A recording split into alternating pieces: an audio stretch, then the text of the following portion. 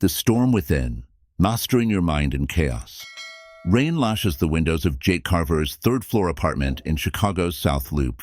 The building's old, the kind with peeling paint and a radiator that rattles like it's auditioning for a horror movie.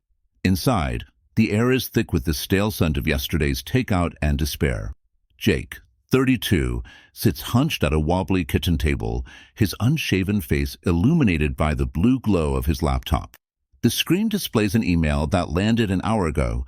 Dear Mr. Carver, due to unforeseen budget constraints, your position as a logistics coordinator is terminated effective immediately. His eyes dart to the stack of bills beside the laptop, electric, rent, a final notice from the gas company. Then his phone buzzes, cutting through the drone of the storm. It's Lisa, his ex-wife. Jake, you're late on child support again. Ellie's asking why you don't call.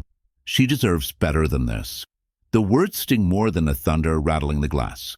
Jake's hand trembles as he reaches for a bourbon bottle on the counter, its amber contents sloshing like a taunt.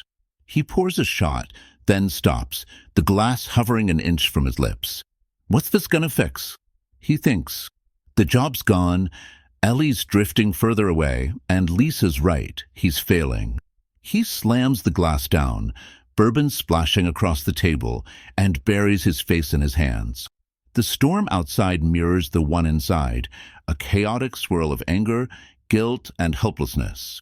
In the quiet between thunderclaps, a memory flickers. His grandfather, Tom, a wiry steelworker with hands like sandpaper, sitting on their old porch in Gary, Indiana. Life's a storm, Jake. You can't stop the wind, but you can learn to steer through it. Tom had faced mill closures, union fights, and a wife lost to cancer, yet he'd always carried a quiet strength. Jake had rolled his eyes at the old man's sayings back then. Now they echo like a challenge. The next morning, the rain hasn't let up.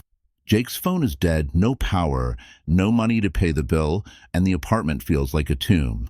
He grabs a faded jacket and heads to Mickey's Diner, a greasy spoon 2 blocks away. It's not much, flickering neon sign, cracked vinyl booths, but it's warm and the coffee's cheap. He slides into a booth, orders a black coffee for $1.50, and listens to the hum of conversation. 2 truckers at the counter grizzle over their eggs. Stock market's crashing again, one says, jabbing his fork. Heard they're slashing routes next month. Always something, the other replies, shrugging. You just keep the wheels tinted. Jake sips his coffee, the bitterness grounding him. Chaos everywhere, he thinks. The economy, the weather, his life, it's all spinning out of control. He pulls a crumpled notebook from his jacket pocket, a relic from college days when he'd scribbled half-baked ideas. He hasn't touched it in years, but now he flips it open and writes, "What can I control?" The question feels naive, almost childish, but he keeps going. Not the layoffs, not Lisa's anger, not the damn rain, but how I handle it, what I do next.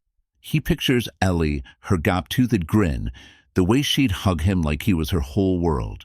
She's 6 now, growing fast, and he's missing it. The thought twists the knife deeper, but it also sparks something. He can't fix everything, but he can fight for her. He scribbles, Step 1, don't give up. By afternoon, Jake's at the Harold Washington Library, a towering brick building downtown. He's there for free Wi-Fi to job hunt, but the quiet feels like a bomb after the chaos of his apartment. While waiting for a computer, he wanders the stacks, his boots scuffing the worn carpet. His eyes catch on a thin, dog-eared book, Meditations by Marcus Aurelius. He vaguely recalls a philosophy professor droning about it, some Roman guy who ruled an empire and wrote about life. Out of boredom, he pulls it off the shelf and flips it open. You have power over your mind, not outside events. Realize this and you will find strength. The words stop him cold. They're simple, blunt, like a slap to wake him up. He sinks into a chair and reads more. The impediment to action advances action. What stands in the way becomes the way. It's not fluffy self-help nonsense. It's raw, like advice from a battle-hardened friend. Jake checks out the book, tucking it under his arm as he logs into a library computer. The job listings are grim: retail cashier, Uber driver, warehouse grunt. Nothing like the steady gig he lost. But the panic doesn't hit as hard this time. He glances at the book beside him, its cracked spine a quiet promise. Focus on what's in front of you, he tells himself. He applies to 5 jobs, each click a small rebellion against the storm. That night, back in his dark apartment, Jake lights a stubby candle, the power still out, and opens meditations again. The happiness of your life depends upon the quality of your thoughts. He thinks about the last year, drinking alone, snapping at Lisa, letting Ellie's calls go to voicemail. He'd fed the storm inside, let it grow into a monster. What if he could starve it instead? He grabs his notebook and writes, I can't fix the past. I can undo the layoff. But I can start now. It's not a grand plan, just a flicker of intent. He thinks of his grandfather again, the way Tom would sit with a cup of black coffee after a 12-hour shift, calm as stone. Virtue's its own reward. Jake. Do what's right, even when it's hard. Before bed, Jake pulls out Ellie's latest drawing from a kitchen drawer, a crayon sketch of a house, a sun, 3 stick figures labeled Daddy, Mommy, and Me. The mommy is crossed out, then redrawn, a sign of Ellie wrestling with the divorce. Jake traces the lines with his finger, guilt pooling in his chest. I'll do better, he promises her silently. Days later, Jake lands a part-time gig at a warehouse on the city's edge. It's grunt work, hauling boxes, stacking pallets, $10 an hour. The place smells of cardboard and sweat, and the crew grumbles nonstop. Management's screwing us, one guy mutters, tossing a box harder than necessary. Hours suck, pays worse. Yeah, well, it's a job, Jake says, keeping his tone neutral. He remembers Marcus. What need is there to weep over parts of life? The whole of it calls for tears. Complaining won't change the schedule. He focuses on the rhythm: lift, stack, repeat. After his shift, he calls Lisa from a payphone outside a gas station, the wind whipping his words away. I'm sorry I've been off the grid, he says. I'm working again. I'll figure out the child support. She's quiet for a beat. Then, you've said that before, Jake. I know. I mean it this time. His voice is steady, not pleading. She doesn't soften, but she doesn't hang up either. It's a start.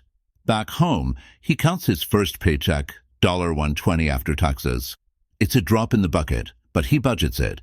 $50 for groceries, $50 for Ellie, $20 for the electric bill.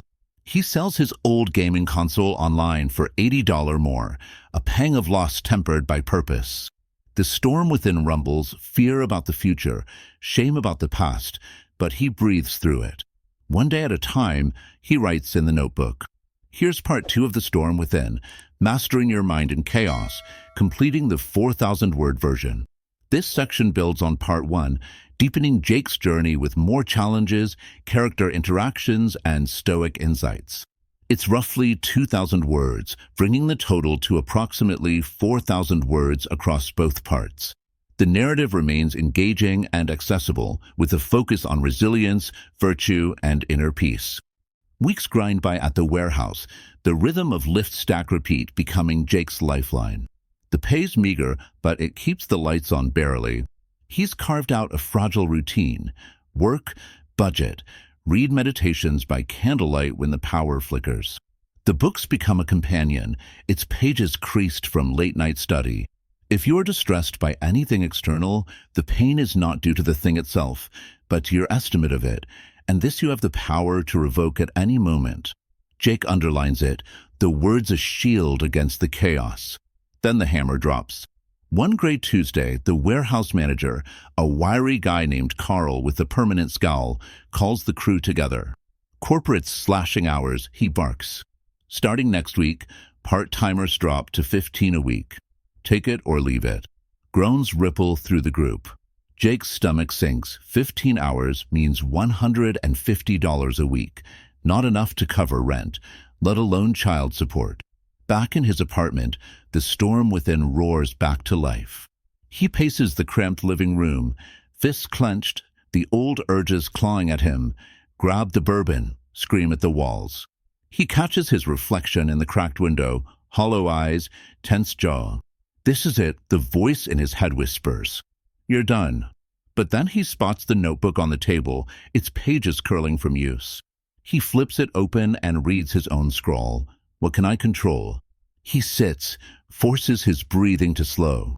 Not the cuts, not the money, but my next move. He thinks of Ellie, her voice on the phone last week, shy but excited about a school play. He can't let her down again. The panic doesn't vanish, but it shrinks, caged by resolve. The obstacle is the way, he mutters, echoing Marcus Aurelius. He grabs a pen and lists options, more jobs, side hustles, anything. The next morning, Jake's up before dawn, the city still cloaked in pre-light drizzle. He hits the streets, resume in hand, a single sheet listing his logistics gig, some college, and adaptable, hardworking in bold. He tries hardware stores, gas stations, a diner with a help wanted sign peeling in the window. Most turn him away, we're not hiring, or you're overqualified, but he keeps moving, boots splashing through puddles. At noon, he lands a gig shoveling snow for an old Polish guy named Stan, who runs a corner store. $10 a driveway, Stan grunts, handing him a shovel. Jake works until his shoulders ache, clearing 3 driveways before dark. $30 petty cash, but it's something. That night, he fixes a neighbor's leaky sink for $15, a skill picked up from watching his grandfather tinker. It's not a windfall, but each dollar feels like a brick in a wall against despair. He calls Lisa from the payphone again, voice steady despite the wind. I'm sending $50 for Ellie this week. It's not much, but more's coming. She sighs, a sound he knows too well, but says, okay, Jake. She misses you. It's not forgiveness, but it's not a fight. Progress. A week later, the stakes rise. Lisa calls, her voice sharp through the static. Ellie's school trip is $200. It's due Friday, and I can't swing it alone. You said you'd step up, Jake. He freezes, the payphone receiver cold against his ear. He's got $60 in his pocket, warehouse pay plus odd jobs, and rents looming. The old Jake would have snapped back, blamed her, spiraled. Instead, he says, I'll handle it, and hangs up before doubt can creep into his tone. He spends the night weighing options. The bourbon bottle's still on the counter, a silent temptation, but he ignores it. He thinks of meditations. If it is not right, do not do it. If it is not true, do not say it. Lying to Lisa or dodging this isn't an option. Then he remembers his grandfather's watch, a steel Timex, scratched but sturdy, tucked in a drawer since Tom's death 5 years ago. It's the last piece of him Jake owns. The next day, he takes it to a pawn shop. The clerk, a guy with a lazy eye, offers $250. Good condition, he says, turning it over. Jake hesitates, the weight of memory heavy in his hand, Tom winding it every morning, teaching him to tell time. But Ellie's face flashes in his mind, her quiet, thanks, Daddy, from their last call. He lets it go, sends the money to Lisa via a prepaid card that night. When Ellie calls to say she's going on the trip, her excitement crackles through the line. We're seeing penguins, she chirps. Jake smiles, the ache of the watch fading. Spring creeps into Chicago, the air softening, the rain easing into tentative sunshine. Jake's hustle pays off. A delivery driver job with a local courier company, $15 an hour, full-time with benefits. It's not glamorous, just hauling packages across the city, but it's steady. He pays off half his electric bill, catches up on child support, even buys Ellie a new sketchpad. Lisa notices. You're different, she says one day, dropping Ellie off for a visit. Less angry. Jake shrugs. Trying to be. Ellie's visit is a bright spot. She bounds in, clutching her stuffed bear, and they spend the afternoon drawing at the kitchen table. She sketches a zoo, penguins, giraffes, a stick figure Jake holding her hand. That's from the trip, she says, theming. He pins it to the fridge, next to the old family drawing. Later, as she naps on the couch, he reads meditations. Very little is needed to make a happy life. It is all within yourself, in your way of thinking. He looks at Ellie, her small chest rising and falling, and feels it, peace, fragile but real. A month later, Lisa texts, Ellie's in a play Friday. She wants you there. Jake takes the night off, borrowing a clean shirt from a coworker. The school gym smells of sweat and cheap perfume, packed with parents wielding phones. Ellie's a tree in the third-grade production of The Lorax, wobbly branches, a shy wave when she spots him. Jake claps louder than anyone, a grin splitting his face. After, Lisa lingers. You're doing okay, she says, not quite a question. Ellie talks about you more. I'm getting there, Jake replies. For her. Lisa nods, a truce in her eyes. It's not reconciliation, but it's a crack in the wall between them. Closing scene, the window redux. Back home, Jake stands at his apartment window, watching a new rain sweep in. Thunder rumbles, softer now, a distant echo of the storms that once shook him. The notebook's open on the table, a fresh page begun. Today I choose. Beside it, Meditations rests, its spine cracked but unbroken. He thinks of his grandfather, of Marcus Aurelius, of Ellie, anchors in the chaos.